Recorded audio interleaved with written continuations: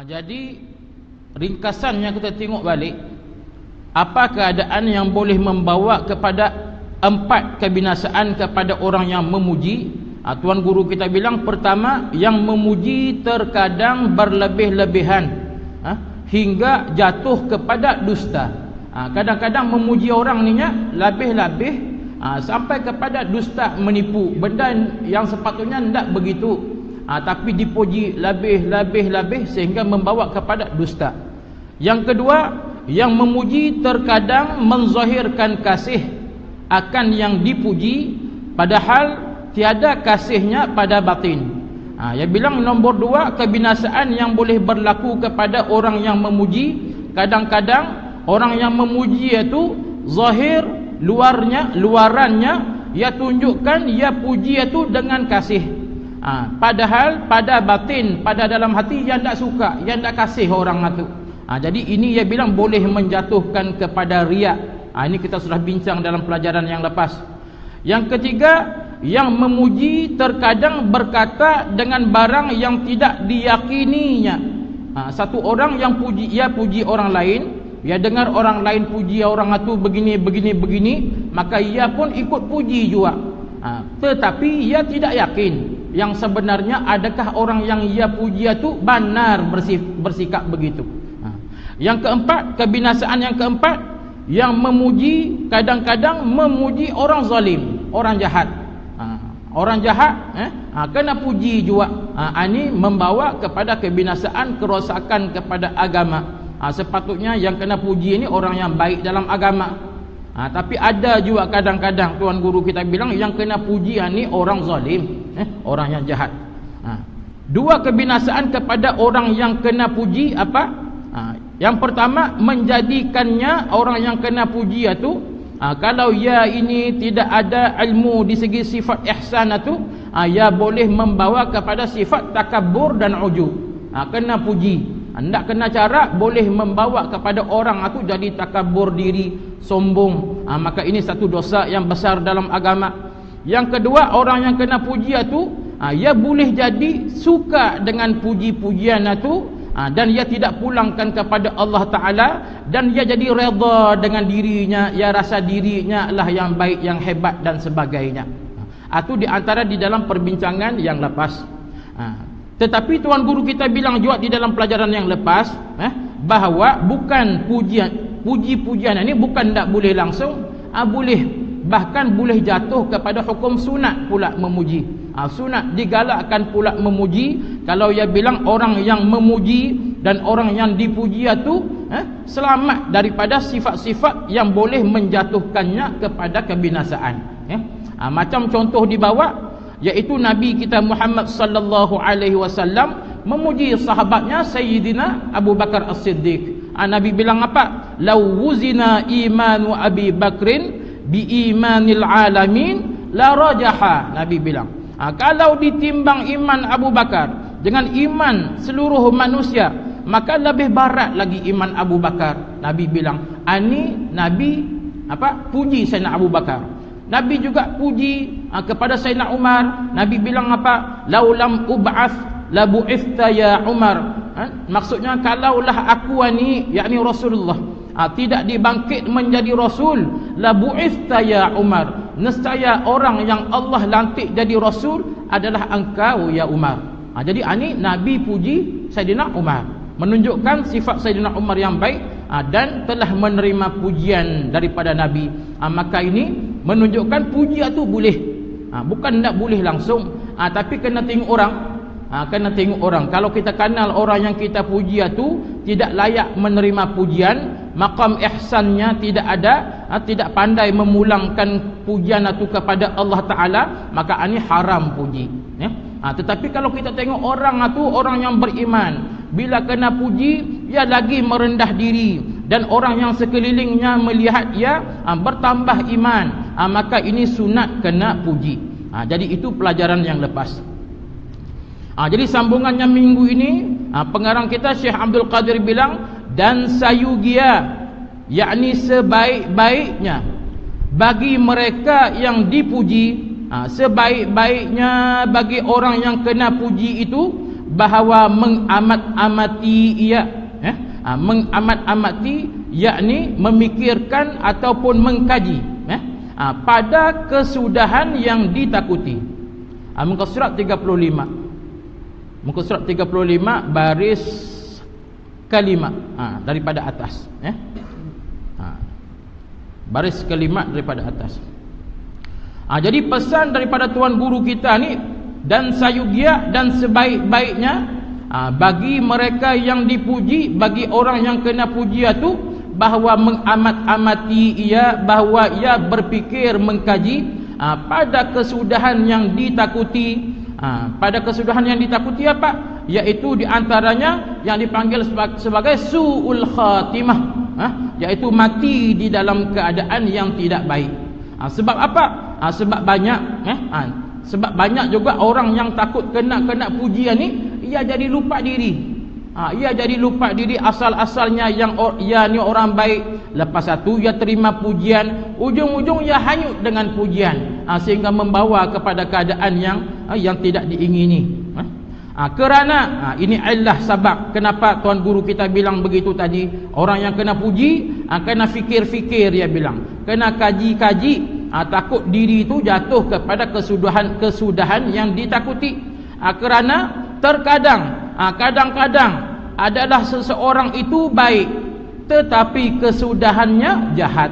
Ini sebabnya itu kenapa tuan guru kita menyuruh orang yang selalu terima pujian ni, terutamanya ia berfikir tentang kemungkinan kesudahan yang ditakuti. Sebab ia bilang ramai ataupun ada juga setengah-setengah riwayat, setengah-setengah cerita bahawa seorang itu baik, asal-asalnya orang baik, tetapi kesudahannya, hujung kehidupannya jadi tidak baik, jadi jahat. Jadi dalam bab puji begitu juga. Kebiasaan orang yang kena pujian ni orang baik.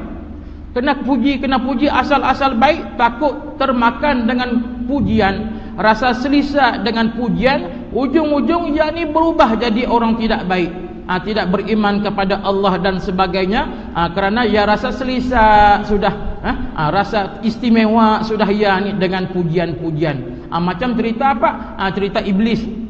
Cerita iblis, ia ni ketua malaikat. Lepas mencapai tahap yang tinggi, ujung-ujung ia kufur kepada Allah Ta'ala. Cerita Bal'an Ba'ura di zaman Nabi Musa alaihissalam pun begitu juga. Cerita apa tadi? Barshisa. Barshisa ni begitu juga. Boleh cari, Google cari dah cerita ni. Zaman sekarang ni senang ni, boleh cari Barshisa, seorang ulama Bani Israel yang hujung-hujung mati di atas kekufuran kepada Allah Ta'ala. Dan pada kebinasaan segala amal kebajikan. Jadi ini ataf. Kalau orang belajar bahasa Arab, ini ataf kepada kata yang sebelumnya. Dan sayugia bagi mereka yang dipuji, bahawa mengamat-amati ia pada kebinasaan segala amal kebajikan. Kenapa? Sebab puji-pujian ni kalau tidak kena gaya, kita ni kena puji oleh orang, kerana banyak amal kebajikan dan sebagainya, maka tidak kena gaya, maka boleh menyebabkan kita ini hanyut dengan pujian, minta puji dan sebagainya, menyebabkan kita ini segala amal kebajikan kita itu binasa. Binasa, rosak, tidak ada pahala. Contohnya apa? Contohnya yang Allah firman dalam Quran tu, fawailul lil musallin alladzina hum an salatihim sahun walladzina hum yuraun. Fawailul lil musallin, Allah bilang, maka celaka bagi orang sembahyang. Bagi orang sembahyang pun ada keadaan yang kesudahan yang tidak baik ni. Wail, celaka, ataupun wailani juga nama bagi satu neraka yang Allah buat. Antaranya khusus bagi orang yang sembahyang. Orang tak sembahyang lagi tah, tu confirm sudah tu, confirm sudah masuk. Jangan pula bilang sembahyang pun masuk neraka juga. Bagus nak payah sembahyangnya. Jangan. Tu kalau tak sembahyang memang confirm sudah. Pasti sudah masuk neraka. Jadi orang yang sembahyang ni pun Allah bilang jaga-jaga. Kalau tak kena gaya, boleh masuk ke dalam wail, ke dalam neraka juga. Fawailul limusallin, Allah bilang, maka celaka ataupun neraka wail bagi orang yang sembahyang. Siapa? Alladzina hum an salatihim sahun, iaitu orang yang terhadap sembahyang ia lalai. Orang yang terhadap sembahyang ia lalai. Jadi para sahabat apabila turun ayat ini, para sahabat bincang-bincang, para sahabat bilang mujur Allah Ta'ala guna perkataan an di dalam ayat tadi itu. An terhadap ataupun daripada alladzina hum an salatihim sahun, orang-orang yang terima neraka wail, yang sembahyang tapi masuk neraka ni siapa? Orang-orang yang an salatihim terhadap sembahyang mereka sahun, lalai. Allah tidak guna perkataan fi. Sahabat bilang mujur benar, Allah tidak guna perkataan fi. Fi maksudnya di dalam. Kalau Allah guna perkataan fi, alladzina hum fi salatihim, habis tak dia bilang. Sebab fi ni maksud apa? Orang yang lalai di dalam sembahyang. Kalau lalai di dalam sembahyang, maka kebiasaan kebanyakan kita tah yang lalai ni sembahyang, angkat takbir ingat lagi, doa iftitah ingat lagi, masuk Fatihah bismillah alhamdulillah sudah, hati kena bawa pergi ke lain sudah. Orang berkabun cerita kabun, orang ke laut cerita laut, orang bekerja ani cerita kerja ni.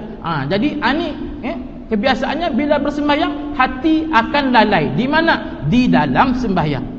Jadi sahabat bilang mujur benar, Allah Ta'ala menggunakan perkataan an, bukan perkataan fi, yakni bukan lalai di dalam. Kalau lalai di dalam maksudnya apa? Tidak khusyuk. Tidak khusyuk kita habis masuk neraka semua. Sekali silap-silap masa sembahyang, daripada imam di hadapan sampai pada makmum ujung-ujung tu, semua lalai tu. Semua ada masalah lainnya. Sebab itu kita ni di dalam sembahyang, antaranya kita ni kena perkara utama kena mencari khusyuk. Kena usaha mencari khusyuk tu. Kena usaha mencari khusyuk.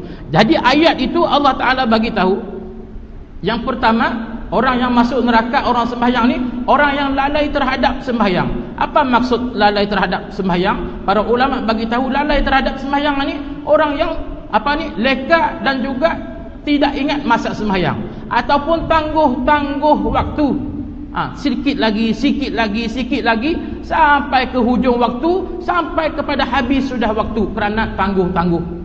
Sehingga sembahyang juga tapi di luar waktu sudah. Jadi ini orang yang Allah Ta'ala bilang terima celaka ataupun masuk neraka wail. Dan yang keduanya, walladzina hum yuraun, orang sembahyang tapi niat tunjuk untuk riak, untuk kasih tunjuk dengan orang-orang supaya kena puji. Tajuk kita ni supaya kena puji. Bila sembahyang satu orang biasa-biasa saja, tapi bila sembahyang tengah-tengah orang tu ia jadi lain. Ia jadi lebih supannya, adabnya tu, orang tengok luaran tu khusyuknya untuk dapat pujian. Jadi ani Allah Ta'ala bilang bila begini niatnya bukan sudah lillahi ta'ala, niatnya untuk cari pujian orang, maka ani Allah bilang neraka wail bagi orang yang sembahyang. Jadi ani yang tuan guru kita juga bilang, bahawa kita perlu mengamat-amati, perlu kita fikir kaji tentang keadaan diri kita. Takut ada perkara yang kita lakukan boleh membawa binasa kepada amal kebajikan, yakni amal-amal pahala. Di antara perkara yang boleh membuatkan amal kebajikan kita ini tidak ada, amal pahala ini kita tidak ada, adalah kerana masalah-masalah ini riya antaranya. Riak ni apa? Riak ini kita buat satu perlakuan supaya bila orang tengok, orang puji kita. Riak ni ia di segi mata. Ia di segi mata untuk orang tengok. Untuk orang tengok. Bila kita buat satu perkataan, perbuatan, macam contoh sembahyang tadi, segala pergerakan kita jaga betul. Kenapa? Ada haji di sebelah, ada ustaz di sebelah ni, ada ulama besar ni, ada orang kita tengok orang alim saja ni. Jadi lain kita punya pergerakan itu. Ini sudah bukan lillahi ta'ala. Takut-takut kerana orang sudah, maka ini di antara perkara yang dinamakan sebagai menjadi mawani', menjadi penghalang kepada pahala. Ini yang jadi sembahyang banyak, akhirat nanti tengok tidak ada. Tak ada yang boleh ditimbang apa, yang ada hanyalah bentuk dabu-dabu sahaja. Dabu, jadi dabu saja. Jadi dabu ni tak boleh kena timbang. Jadi begitulah amal ibadah kita yang lain. Allah bagi tahu tentang sembahyang. Amal ibadah kita yang lain pun begitu juga. Yang sanangnya antaranya sumbangan usin, derma, sedekah, antaranya yang bahaya ni. Masa memberi itu, masa tin lalu depan kita, tin sedekah, kotak sumbangan dalam masjid hari Jumaat kan, masa menghulurkan itu, takut ada timbul rasa. Jadi ini kena istighfar banyak-banyak tah. Kalau tidak, jadi saja-saja, tidak ada pahala. Sebab ia menjadi mawani', menjadi penghalang kepada pahala. Jadi itu yang tuan guru kita suruh kita amati, suruh kita fikir-fikir. Jangan kerana kita ni buat sesuatu amal itu untuk dapat pujian orang ramai, maka ia sudah menjadi perkara yang yang kita buat letih-letih, lenguh-lenguh, tapi tidak ada di sana pahala. Dan di dalam satu hadis juga kurang lebihnya ada Nabi kita Muhammad sallallahu alaihi wasallam bersabda kepada para sahabat. Nabi bilang apa? Nabi bilang sesungguhnya bukan amal kamu yang akan memasukkan kamu ke dalam syurga. Nabi bilang sesungguhnya bukan amal kamu yang memasukkan kamu ke dalam syurga. Kurang lebih begitu Nabi bersabda. Jadi para sahabat tanya, engkau juga ya Rasulullah? Engkau pun begitu juga kah? Bukan amalmu kah yang akan memasukkan kamu ke dalam syurga? Lalu Nabi kita bilang, bahkan aku pun begitu juga. Bukan amal aku yang akan memasukkan aku ke dalam syurga. Bahkan ia yang memasukkan aku, kamu semua ke dalam syurga adalah rahmat daripada Allah Ta'ala. Rahmat daripada Allah, kasih sayang daripada Allah Ta'ala. Itu yang membawa kita insya-Allah masuk ke dalam syurga. Kenapa Nabi keluarkan hadis ini? Antaranya supaya ia menjadi menjadi perkara utama supaya kita jangan berbangga dengan amal. Aku sembahyang, aku puasa, aku ni, lepas tu cerita sama orang, bahaya juga tu. Kadang-kadang salam tahajud keluar, takut. Dalam dalam WhatsApp kasih salam. Biasanya pagi, assalamualaikum, selamat pagi. WhatsApp grup ni. Kadang-kadang ada juga tengah malam, pukul 3 pagi beri salam dalam WhatsApp, salam tahajud. Ni takut pesan. Kita memesan, kita buat amal. Alhamdulillah Allah beri kekuatan untuk bangun malam. Bangun malam, biasa bangun malam ni bangun berkamih saja. Allah beri kekuatan untuk ambil wuduk, sembahyang 2 rakaat kurang-kurang. Alhamdulillah. Tapi kalau takut, kalau nada alhamdulillah, takut masa send message kepada WhatsApp tu, salam tahajud tu, takut timbul rasa supaya kena puji dan sebagainya. Ni bahaya, kena jaga-jaga. Sebaiknya macam mana? Sebaik nak payah cerita dah. Salam tahajud kah, salam takajud kah, nak payah cerita. Sebaik-baik jangan cerita. Takut benda tu datang. Jadi hati-hati. Ataupun bercerita di kedai kopi di malam hujan lebat. Lebat kurang lebih pukul berapa? Pukul 3 tu. Masa tu saya tahajud tu. Jadi adik semua, pukul 3 hujan lebat, masa tu saya tengah tahajud tu. Dia cerita. Ni bahaya benda-benda begini, maka nak jaga-jaga. Takut nanti jadinya apa? Jadinya amal kebajikan itu tidak ada padanya pahala sebab binasa. Sebab apa? Sebab kita minta puji tadi. Istilah orang Sabah ni minta puji.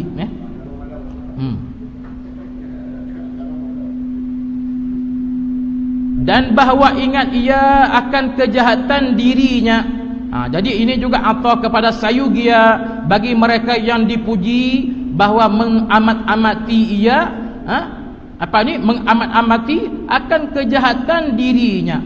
Ini supaya kita dapat menjaga diri kita supaya tidak hanyut dengan pujian, tidak suka dengan pujian, buat kerja tidak kerana Allah Ta'ala. Kasih send sesuatu dalam mesej WhatsApp tadi, tunggu orang like, orang kasih ni ibu jari ni, ndak keluar ibu jari, ndak kena puji Allah bagusnya tazkirah di atas, padahal copy paste saja. Tapi atu tunggu balik-balik buka, ndak ada orang respon bilang kita bagi sesuatu yang baik sudah ni, mengharap ibu jari orang. Ani pun ia juga. Maka bahaya di sana tu. Padahal telefon ni antaranya alhamdulillah lah. Allah beri, kalau ia digunakan untuk dakwah, maka ini juga sumber pahala kita, untuk kita sebar agama dan sebagainya. Tetapi kalau macam tadi, kita beri satu tazkirah dan sebagainya, lepas tu yang kita tunggu-tunggu like daripada orang. Kalau di Facebook, ataupun kalau di WhatsApp ni, tunggu jari naik, tunggu macam-macam ikon dan sebagainya yang orang suka. Nak keluar ikon, malas sudah aku bagi, sebab apa? Nak ada orang suka. Jadi ini bahaya. Semua kena jaga, kena halus. Kalau kita niat lillahi ta'ala, dan kita berharap Allah Ta'ala redha dengan perbuatan kita tu. Jadi ingat akan kejahatan diri. Saya bilang, bahawa kita yang kena puji ni, bila orang puji, sebenarnya kita ni bukan sempurna. Banyak dosa dan kejahatan kita, tapi Allah Ta'ala tutup. Alhamdulillah, sampai hari ini Allah Ta'ala tidak buka aib kita. Allah Ta'ala tidak buka dosa-dosa yang kita lakukan. Allah Ta'ala kasih tunjuk kepada masyarakat kita ni yang baik-baik kita sahaja. Maka orang puji, maka jangan hanyut dengan pujian. Sebab kita ni banyak dosa, banyak kejahatan. Sebab yang kita hendak di dalam perbuatan kita bukan pujian daripada manusia. Itu di antaranya. Kena ingat, dia bilang banyak dosa kita ni. Kalau Allah buka, tak layak sudah mau pakai sarban ni, mau duduk di depan ni. Kalau kena puji, jangan sampai jadi lalai. Dan bahawa menzahirkan ia akan benci bagi puji itu. Sambungan juga ayat di atas tadi. Dan sayugia, yakni sebaik-baiknya bagi mereka yang dipuji, bagi orang yang kena puji itu, ia menzahir, ia menunjukkan akan benci bagi puji. Sepatutnya kita, dia bilang, tuan guru kita bilang, Syekh Abdul Qadir bilang, bila kita ni kena puji, bila kita lakukan sesuatu kebaikan, lepas satu kena puji, maka sayugia, yakni yang sebaik-baiknya, yang aulanya, kita zahirkan benci bagi puji. Kena tunjuk rasa tak suka kena puji itu. Bila orang puji, kena tunjuk sebaik-baiknya. Kalau nak tunjuk tak apa, tapi sebaik-baiknya. Yang baik bila orang puji, kita bilang, jangan puji lebih-lebih sangat. Boleh cakap begitu. Bahkan itu digalakkan supaya kita ni tidak jadi orang yang nanti mengharap pujian, dan bila kena puji kita hanyut di dalam pujian. Kena tunjuk sikap itu. Janganlah lebih-lebih puji-pujian ni. Kena tunjuk tak suka, benci. Dia bilang benci maksudnya tak suka. Serta benci ia akan puji itu di dalam hatinya. Bukan zahir saja ia kena tunjuk tak suka. Bahkan di dalam hati ia kena letak di dalam hati bahawa ia tak suka kena pujian ni. Ini sebaik-baiknya perangai orang yang bertasawuf lah. Orang yang beramal dengan ilmu tasawuf ni, bila kena puji zahir ia kena tunjuk yang ia tak suka. Jangan bila kena puji itu ia diam saja, diam, senyum, kambang dada, kembang telinga, kembang hidung, segala kambang, lupa diri. Orang puji ya diam, tunduk saja, senyum. Itu maksudnya mengharap puji. Maka sebaik-baiknya tunjuk, jangan lebih-lebih sangat.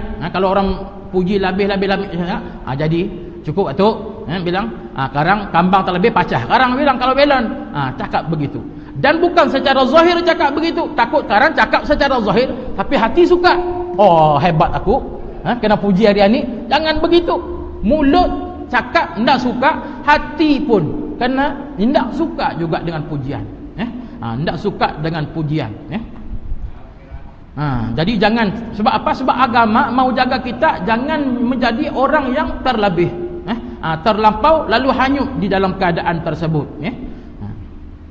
Jadi orang yang puji-puji itu, bila ia sudah tengok kita ni jenis nak suka kena puji, akan datang ia nak puji sudah lebih-lebih. Ia tidak akan puji lebih-lebih lagi. Jadi sebab apa? Sebab mahu mengelak yang 6 perkara tadi itu. Yang 6 perkara di awal pelajaran itu, 4 kebinasaan boleh berlaku kepada yang kena puji, 2 kebinasaan boleh berlaku kepada yang yang kena puji, yang dipuji. Jadi mau mengelakkan perkara itulah. Dan kepada ini, yakni kepada menzahirkan benci bagi puji serta benci di dalam hati bagi puji, menunjuki oleh sabda Nabi sallallahu alaihi wasallam Ini ia bilang ada dalil, ada bukti daripada sabda Nabi kita Muhammad sallallahu alaihi wasallam. Apa sabda Nabi? Uhthut turaba fi wujuhil maddahin. Nabi bilang. Jadi ini hadis. Hadisnya maksudnya uhthut turab, genggam oleh kamu akan tanah, fi wujuhil maddahin, dan lemparkan oleh kamu akan dia akan tanah tadi pada segala muka yang memuji. Nabi bilang begitu. Nabi bilang bila kena puji, ambil tanah genggam. Bila genggam apa? Lempar, baling tanah tu ke muka orang yang memuji. Ini apa? Bandingan. Jangan buat banar-banar. Ini bandingan yang Nabi suruh buat. Menunjukkan apa? Menunjuk kita ni tak suka kena puji. Tak suka kena puji sebagai dalil kepada perkataan yang di atas itu mesti menzahirkan benci bagi puji, serta benci juga di dalam hati. Tak suka kena puji ini. Ini apa? Orang-orang yang berpegang dengan ilmu tasawuf, ya tidak harapkan pujian manusia. Bahkan setengah-setengah ulama dan para wali ni, mereka lebih berhajat kepada keji. Kalau orang keji itu lebih ia suka daripada kena puji.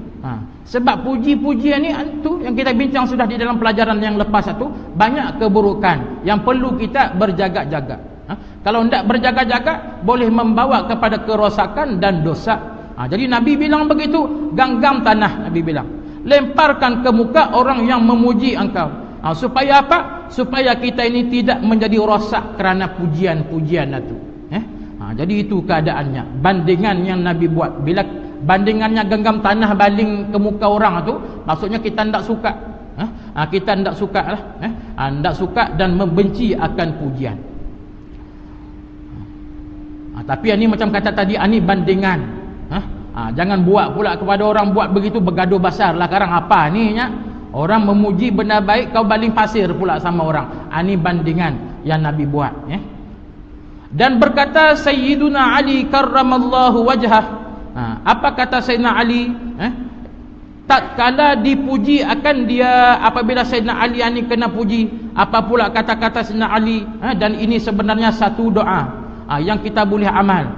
Allahumma ghfirli ma la ya'lamun wa la tu'akhidhni bima yaqulun waj'alni khairan mimma yazunnun. Ini kata-kata daripada Sayyidina Ali. Allahumma ghfirli ma la ya'lamun wa la tu'akhidhni bima yaqulun waj'alni khairan mimma yazunnun. Artinya, hey Allah, ataupun bahasa sekarang, ya Allah, ampuni olehmu bagiku akan barang, yakni akan kesalahan yang tiada mengetahui mereka itu, yakni orang yang memuji akan dia akan kesalahan. Jadi Sayyidina Ali ni di kalangan para sahabat, di antara orang yang banyak sekali kena puji dan kena agung-agungkan, sehingga timbul kumpulan yang apa ni dinamakan sebagai Syiah tu. Syiah, yang mana Syiah ni mengagung-agungkan Sayyidina Ali, mengalahkan sahabat-sahabat lain.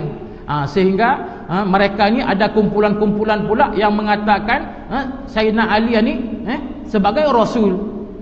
Ada pula yang lagi sesat mengatakan Sayyidina Ali ni Tuhan. Ini terlebih-lebih di dalam mengagung dan memuji. Mengagung dan memuji sehingga ia bilang ada kumpulan satu firqah di dalam Syiah tu, ia bilang Sayyidina Ali ni Jibril, malaikat Jibril salah bagi wahyu. Sepatutnya bagi kepada Sayyidina Ali, terbagi kepada Nabi kita Muhammad sallallahu alaihi wasallam. Ini. Dan ada pula menganggap Tuhan Sayyidina Ali ni. Dan yang tidak beranggapan dengan dua anggapan ini, kebiasaannya mereka meninggi-ninggikan Sayyidina Ali dan meletakkan sahabat-sahabat yang lain itu sebagai tidak benar. Sebagai tidak benar, melakukan dosa dan sebagainya. Jadi Sayyidina Ali saja yang lebih. Jadi sebab itulah masa hidup Sayyidina Ali pun ada sudah kumpulan-kumpulan begini, tapi tidaklah sampai teruk macam kumpulan Syiah yang sekarang sampai bilang jadi Rasul, jadi Tuhan ni. Jadi ini yang Sayyidina Ali berdoa dengan doa ini, hey Allah, ampuni olehmu bagiku akan barang, yakni kesalahan kata-kata yang tiada mengetahui mereka itu akan dia. Yang ini orang yang memuji Sayyidina Ali dengan berlebih-lebih itu, Sayyidina Ali bagi pihak dirinya, ia minta ampun untuk dirinya. Bahawa ini bukan kehendak ia, ini kehendak orang itu, kumpulan itu, ya. Dan jangan engkau ambil salah akan daku dengan sebab barang yang berkata mereka itu, yakni pujian-pujian itu. Jadi Sayyidina Ali minta dengan Allah Taala agar jangan ia menjadi ataupun dikira bersalah. Kenapa? Kerana takut-takut ia ini jadi sebab kepada dosa. Sebab kepada dosa kumpulan-kumpulan itu.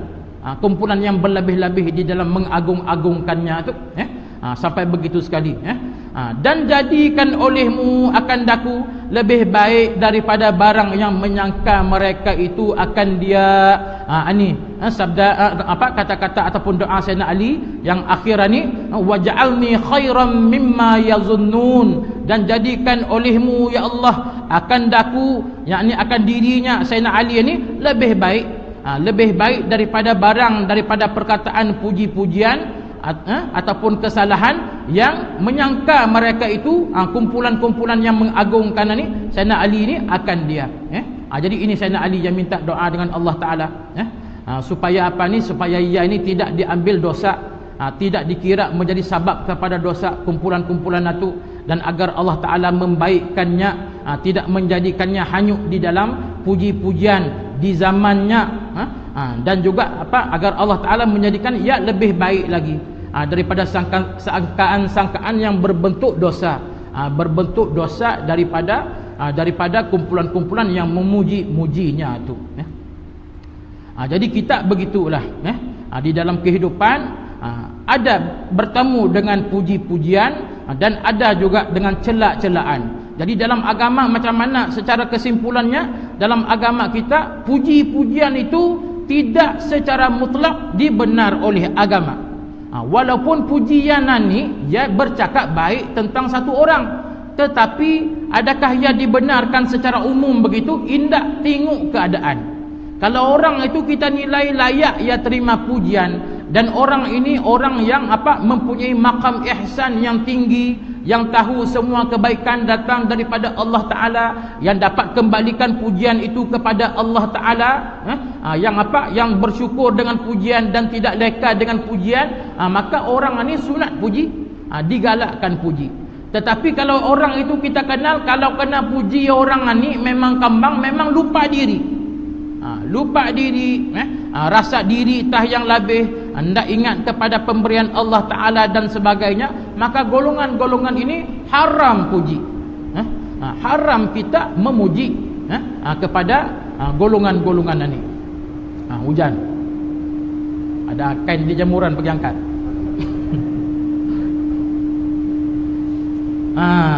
Dan berkenaan dengan celah pula, kita mengata buruk kepada satu orang, bukan semua tidak boleh.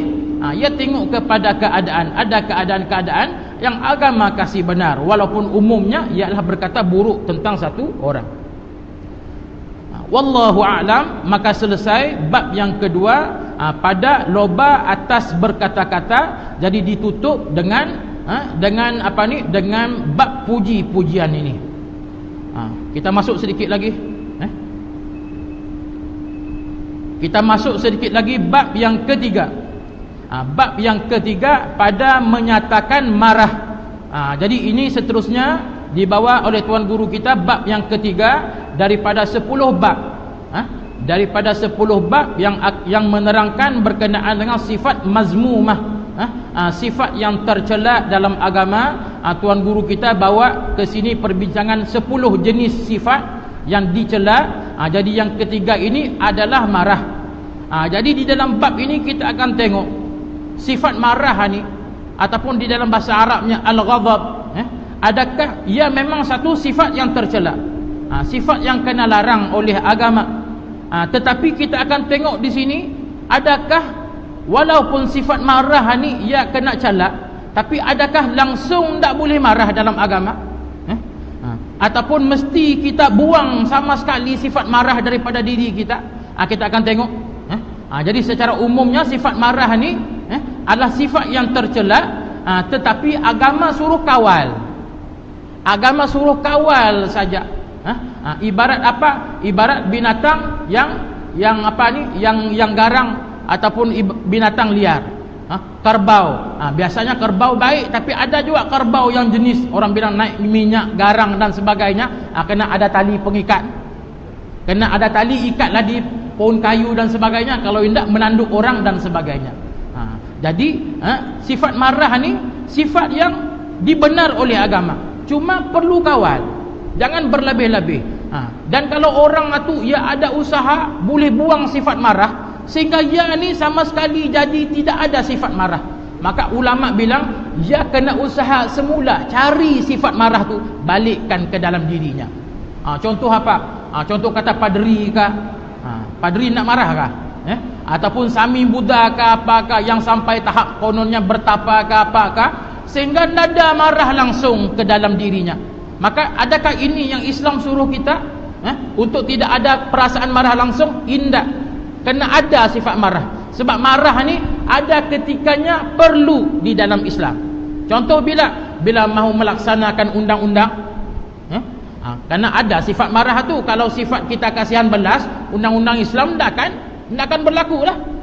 Mau apa? Mau potong kepala orang, pancung kepala, mau potong tangan, mencuri, mau rajam batu bagi salah zina, mau buat macam mana kalau tidak ada sifat marah?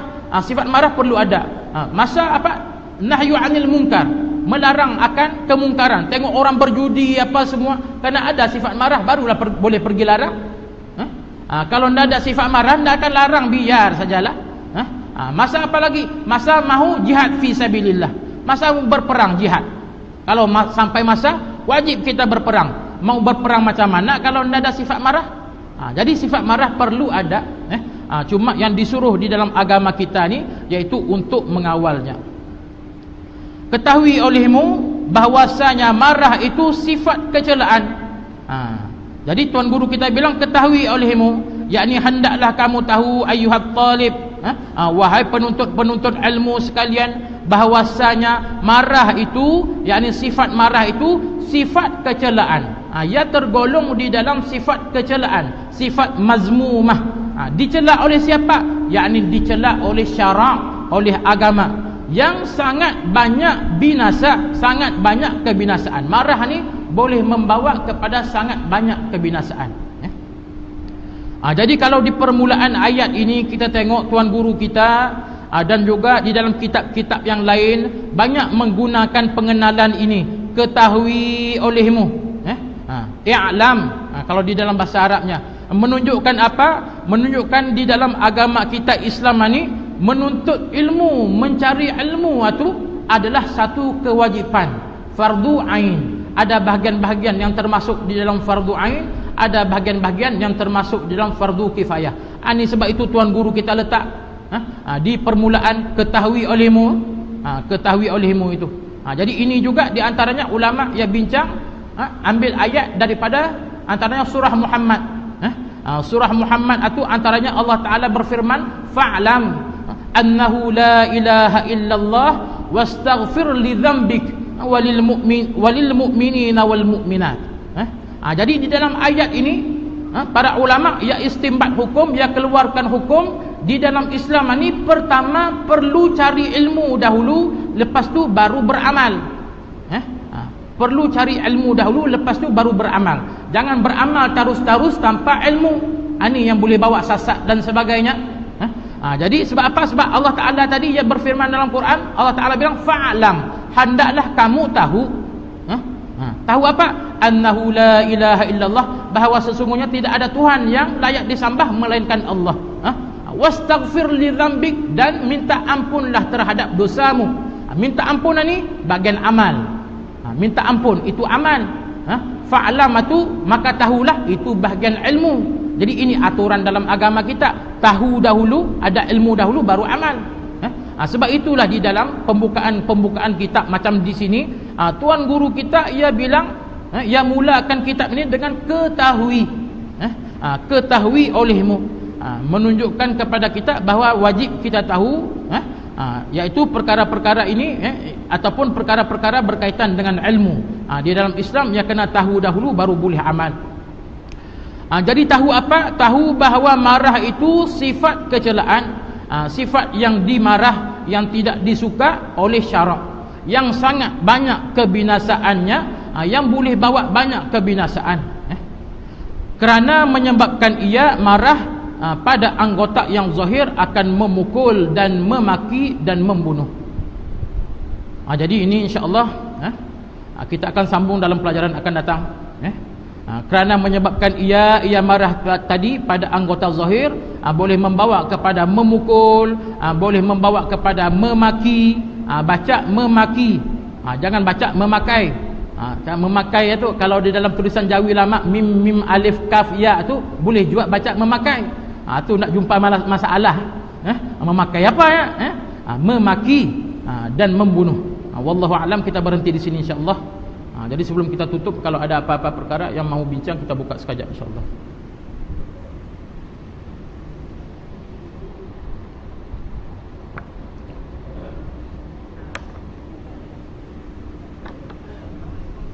Salam.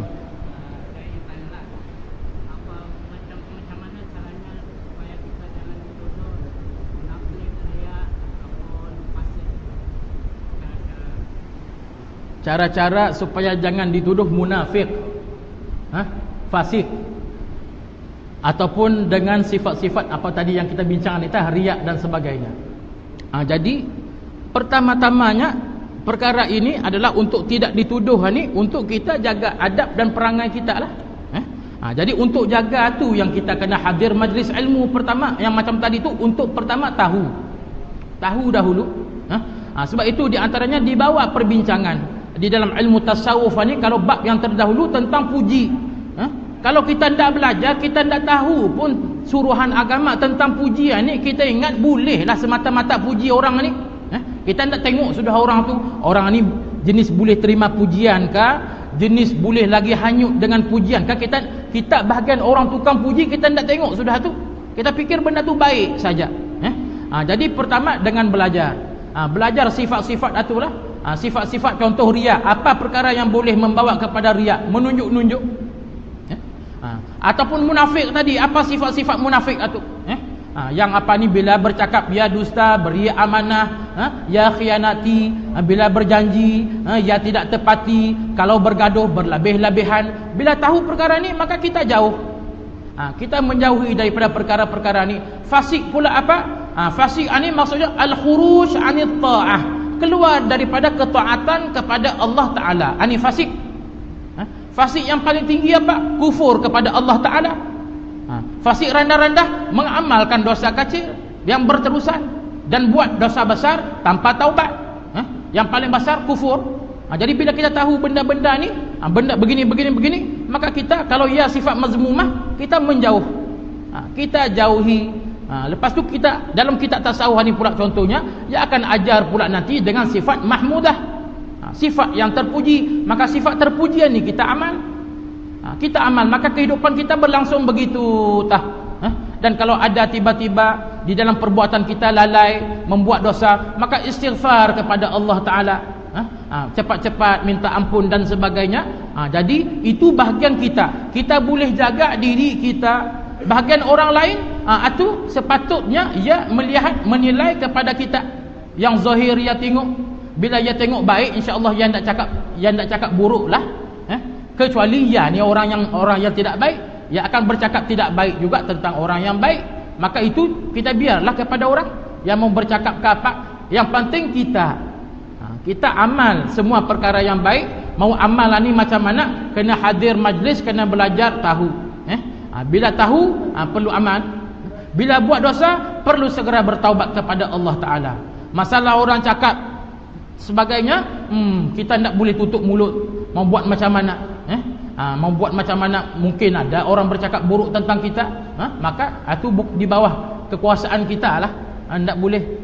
Yang penting kita jaga diri kita, insya-Allah. InsyaAllah itu di antara jawapan.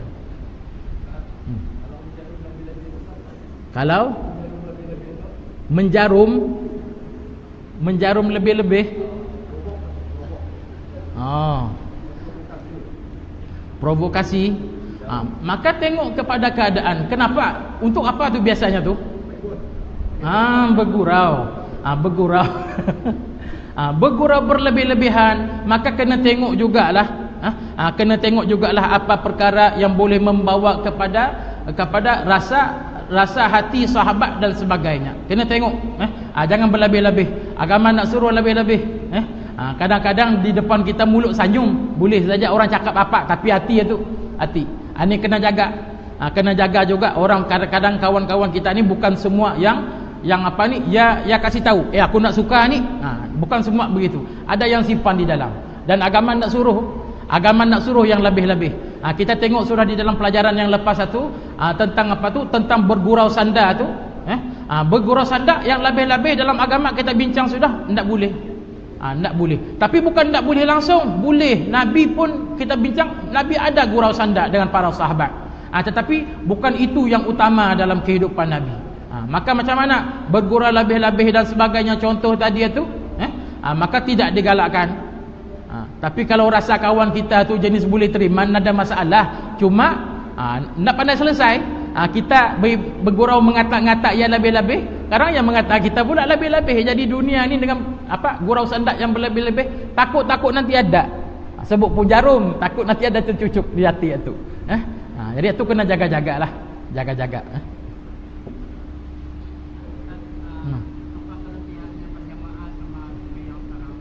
Allahu Akbar. Sembahyang berjamaah dengan sembahyang seorang-seorang. Jadi ini banyak sudah ni kena sebut ni. Antaranya hadis Nabi itu yang menyebut bahawa apa secara ringkas apa itu orang yang sembahyang berjamaah itu mendapat 27 darjat pahala berbanding sembahyang seorang-seorang. 27 darjat pahala ni pula ya ni dikira satu tu dalam kitab apa ada sebut itu semuanya berkaitan dengan berjamaah itu. Antaranya orang yang berjalan kaki ataupun orang yang berkenderaan datang ke masjid, itu sudah satu pahala. Bila masuk ke masjid baca doa apa ni, doa i'tikaf, doa masuk masjid, itu sudah satu pahala. Ini yang ulama kira jadi 27 ni. Sampai betulkan saf dan sebagainya, sampai peluang untuk menegur imam kalau imam salah dan sebagainya, itu semua yang dimaksudkan 27. 27 pahala tu. Dan sehingga kan ada lagi hadis Nabi itu yang sebut itu tidak ada la salata li jaril masjid illa fil masjid. Ni bahaya hadis ni. La salata li jaril masjid illa fil masjid. Tidak ada sembahyang kepada orang yang tinggal berjiran dengan masjid kecuali di dalam masjid.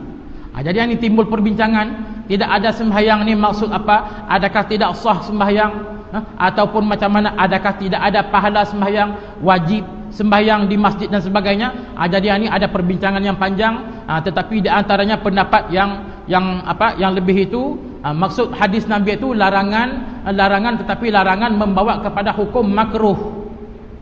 Makruh iaitu orang yang tinggal berdekatan dengan masjid, makruh sembahyang sendiri di rumah. Makruh sembahyang di rumah yakni bagi laki-laki, maka kena sembahyang di masjid. Kalau yang sembahyang juga di rumah, hukum tetap sah. Tetapi bab pahala tadi kurang. Pahala tadi berkurang. Jadi kuranglah pahala di segi pahala itu. Jadi kebanyakan kebaikan yang lain banyak. Silaturrahmi, dapat tegur menegur, dapat berbincang masalah, yang lain lagi banyaklah. Di segi pahala memang tidak tersangkal lagi. Nabi sebut 27 berbanding 1. Kalau orang meniaga mendapat untung RM27 dengan dapat untung RM1 saja, mana yang lebih mau? Itu kalau untung dunia. Sebab dunia ni nampak usinnya. Masalah akhirat ni belum nampak lagi. Berapa karung boleh datang masjid ni, berapa karung. Kalau kena sejak karung di luar tu, keluar daripada pintu masjid bersalam, beri 27 karung terima. Bersusun panuh ni. Kena buat stadium masjid. Kalau ada masalah tidak apalah. Dikira keuzuran bagi tidak sempat berjamaah, ada perkara-perkara yang menghalang ia datang, maka dapatlah sembahyang masih sah, tetapi pahala berjamaah di rumah. Jadi berjamaah di rumah ni, kalau lelaki tadi maka sunat kepadanya berjamaah di masjid.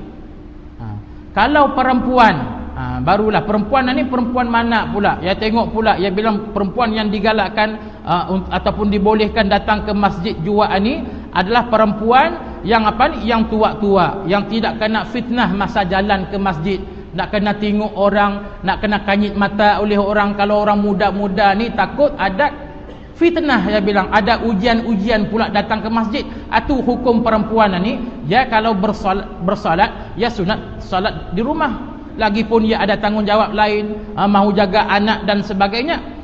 Yang tua-tua digalakkan juga ke datang ke masjid sebab tidak ada sudah fitnah ni. Tetapi kalau bab menuntut ilmu lain. Kadang-kadang perempuan-perempuan ini pandai. Pandai bila bilang ada apa nak pergi masjid, kami disunatkan sembahyang di rumah. Bilang alasannya bagi. Tapi ingat, bila ada majlis ilmu wajib datang untuk tuntut ilmu. Kecuali lakinya, jenis laki datang dengar ilmu ni, balik dia bercerita kepada anak bininya. Dia cerita malam ni ani pelajaran yang abang dapat di masjid ani dia cerita. Bini belajar sama ia pula. Maka terangkatlah hukum fardu ain. Kalau ilmu yang diajar itu ilmu fardu ain. Macam tasawuf kita ni fardu ain. Jadi kalau indak, bini kena datang sekali. Kalau laki nak pandai cerita, kena bawa sekali, datang untuk mendengar juga. Kalau indak, tanggungjawab laki balik ajar pula bini itu. Begitu. Jadi kalau perempuan yang belum berkahwin, dia bilang datang masjid, dia bilang ia lebih aula di rumah sembahyang pas itu bab sembahyang, bab fardu ain. Kalau indak, bapaknya kena ajar. Tetapi sikit lagi mau cakap ni. Tapi kadang-kadang yang bekerja-kerja ni, kalau melancong boleh sampai ke Jepun, Korea. Berkawan lah tu, geng-geng bujang perempuan. Cikgu contoh, kami sekolah, kami tahu cikgu-cikgu ni melancong sampai Korea, sampai mana sendiri apa semua. Bila bab sembahyang jemaah pergi masjid dengar kuliah, kami sunat di rumah saja. Bilang kau berjalan sampai Korea. Ni tah bila masalah agama ni pandai tah cari alasan. Tapi bila masalah bersedap-sedap dengan masalah nafsu tu, pandai ya. Jadi ini kena jaga-jaga di sana. Kalau surau itu tiada imam, kita tak jadi imam. Jadi bab surau dan masjid ni, ya kalau tengok pula kepada bahagian yang sunnah, tempat mana yang kita perlu pilih. Yang pertamanya yang dekat dengan rumah kalau tidak ada masalah. Tidak ada masalah di segi jumlah dan sebagainya. Yang kedua, kalau macam tadi tidak ada orang, kita ataupun sedikit jamaah, kita boleh ataupun disunatkan memilih kepada tempat yang lebih ramai jamaah. Dan pahala di masjid berbeza dengan surau dan sebagainya. Kena tengoklah. Kena tengok bahagian itu. Kalau di segi masjid, pahalanya banyak. Di surau ya tidak sampai kepada tahap masjid. Macam tahiyatul masjid pun tak boleh bikin di surau. Niat iktikaf pun tak boleh bikin di surau. Yang besarnya masjid lah. Tapi kalau ada surau juga di kampung dekat rumah, maka pandai-pandai bagi-bagi masa. Datang masjid, datanglah juga surau tu, supaya surau yang dibuat dekat rumah tu tak jadi kosong. Kalau tidak, buat apa bikin. Jadi isilah juga di sana, walaupun lebihnya di masjid kita ni. Ada lagi?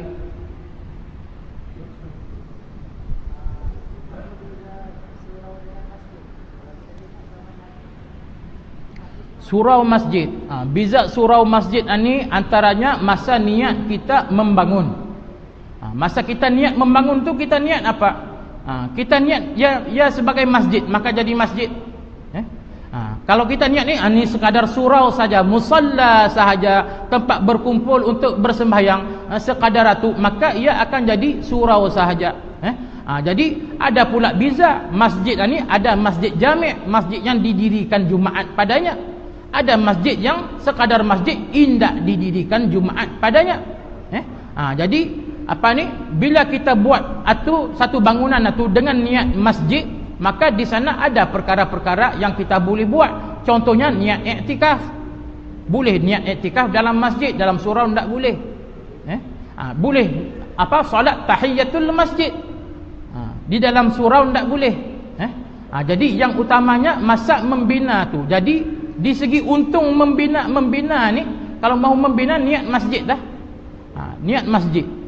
Walaupun ruang yang kecil dan sebagainya niat masjid, tetapi kalau di dalam tempat kita sekarang ni kena bincang juga lah dengan majlis agama, majlis fatwa dan sebagainya, macam mana kami mau buat apa ni, ada orang wakaf tanah ni, kami mau buat keluasannya tidak besar tapi mau buat masjid, macam mana akan bincang di sana tak kebenaran dan sebagainya, wallahu alam lah di pihak itu pula. Tapi kalau di segi biza itu biza besar lagi yang masjid ni lah, yang tu yang Nabi sebut tu, buat tah masjid walaupun sebesar apa tu sarang burung, Nabi bilang besar sarang burung. Sarang burung mau semayang macam mana, tapi ini mau menggambarkan walau kecil, walau kecil niat masjid akan dapat banyak kelebihan yang lain di dalam itu. Walaupun kita tidak buat Jumaat di sana, bila Jumaat berkumpul di masjid besar ini juga. Masalah sekarang ni timbul, sana sini masjid, sana sini masjid, sana sini masjid, jemaah kurang. Masa sembahyang Jumaat sudah tak cukup. Jadi ini juga masalah. Jadi boleh buat masjid ada masalah, tapi bincang mana mau berkumpul kalau Jumaat. Sebab kadang-kadang kampung bersebelahan, berdekatan saja. Bila pecah dua masjid, dua kampung itu, masalah jemaah pula tak cukup. Walaupun di sana ada khilaf, boleh buat berapa orang, 12 orang boleh buat dan sebagainya. Tapi kalau kita ambil qaul yang muktamad yang kata 40, mau sadap hati kita ni, ini masalah. Jadi buat masjid tak ada masalah, tapi kena bincang. Jumaat mau bikin di mana? Kalau pecah-pecah tu timbul banyak tempat-tempat kami dalam-dalam tu. Jadi itu masalah bergaduh. Bergaduh dan sebagainya. Lepas tu yang ni bilang ni yang duluan, kamu mesti berkumpul di sini. Yang apa bila di kampungnya sudah ada masjid, dia nak mau keluar tempat orang lain, biar nak cukup pun dan sebagainya. Biar buat zuhur pun selepas itu dan sebagainya. Jadi benda ini jadi macam berpecahlah pula di situ. Jadi ingat, masjid boleh bikin, tapi yang masjid jami' itu mau berkumpul untuk jemaat itu, boleh kita bincang di mana-mana. Macam berkumpul di masjid besar untuk pastikan jemaah cukup dan dan kesatuan dan sebagainya. Itu di antaranya.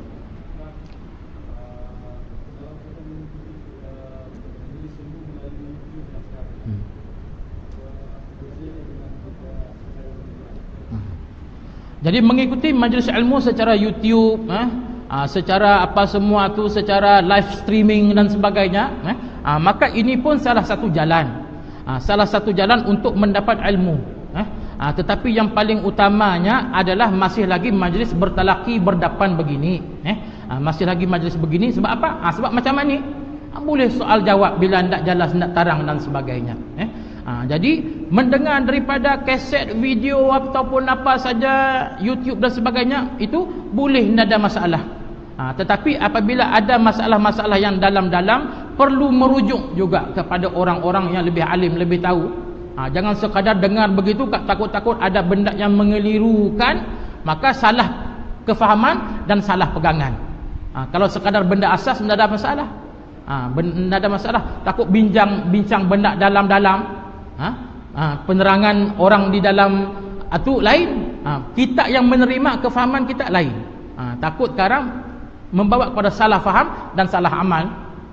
Tapi kalau sekadar benda asas ataupun orang yang sudah ada asas ilmu agama yang kuat, ya gunakan bahan-bahan sumber daripada media massa apa semua sekarang ni untuk tambah yang ya sudah ada, maka itu tidak ada masalah. Jadi orang yang baru mengenal ilmu agama ni, mesti juga secara berdapan dengan guru, supaya dapat bertanya dan diberi penerangan yang lebih lah kalau tidak faham.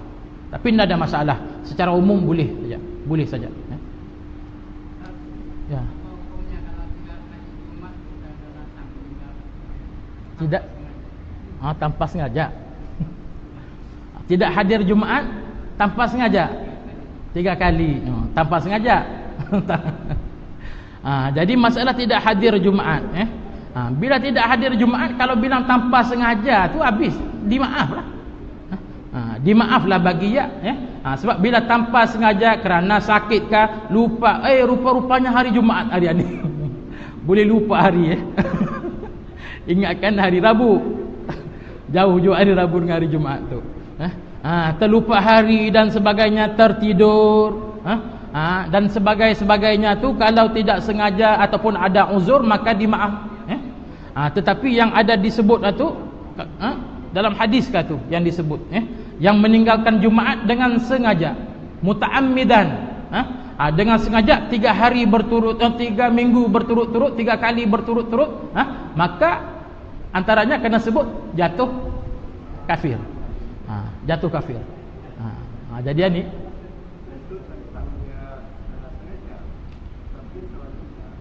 tolak dia terlewat. Lewat maksudnya itu akad kedua dia masuk. Jadi dia kena bersedia sekali. Kemudian apa adakah dia harus membayar zuhur atau apa emas? Jadi orang yang datang lewat sembahyang Jumaat, maka macam mana? Kalau ia dapat satu rakaat penuh, satu rakaat penuh ia sempat untuk untuk rukuk bersama-sama dengan imam di dalam rakaat pertama. Rakaat kedua imam atau rakaat kedua ia datang lambat, dan ia dapat satu rakaat penuh, imam rakaat kedua ia dapat satu rakaat pertama, maka ia lepas tu bila imam memberi salam, ia berdiri dan tambah lagi satu rakaat. Tambah lagi satu rakaat. Kalau ia datang lambat atau tidak sempat untuk rukuk bersama-sama dengan imam rakaat kedua, imam sudah sami Allahu liman hamidah contohnya, ataupun at-tahiyyatul mubah sudah, baru ia datang, bersama sembahyang tidak sempat rukuk, tidak dapat satu rakaat penuh, maka ia tambah lagi 4 rakaat. Tambah lagi 4 rakaat sembahyang itu. Jadi itu cara. Jadi itu tadi kalau cerita tu termasuk kalau itu yang tidak sengaja lah, kan? Tidak sengaja. Itu di antaranya. Ada lagi? Habis sudah. Insyaallah kita tutup dengan doa. Amin amin. A'udzubillahi minasyaitonir rajim. Bismillahirrahmanirrahim. Rabbana anfa'na bima 'allamtana. Rabbi 'allimna alladhi yanfa'una. Rabbi faqihna wa faqih ahlana wa qarabatin lana fi dinina ma'a ahli al-qutri untha wa dhakar. Allahumma hdina bihudak waj'alna mimman yusari'u fi ridhak wa la tuwallina waliyan siwak wa la taj'alna mimman khalafa amraka wa 'asak. Wa hasbunallahu wa ni'mal wakil wa la hawla wa la quwwata illa billahil aliyyil azim. Wa sallallahu ala sayyidina Muhammad wa ala alihi wa sahbihi wa sallam. Walhamdulillahi rabbil alamin. Taqabbalallahu minkum. Assalamualaikum warahmatullahi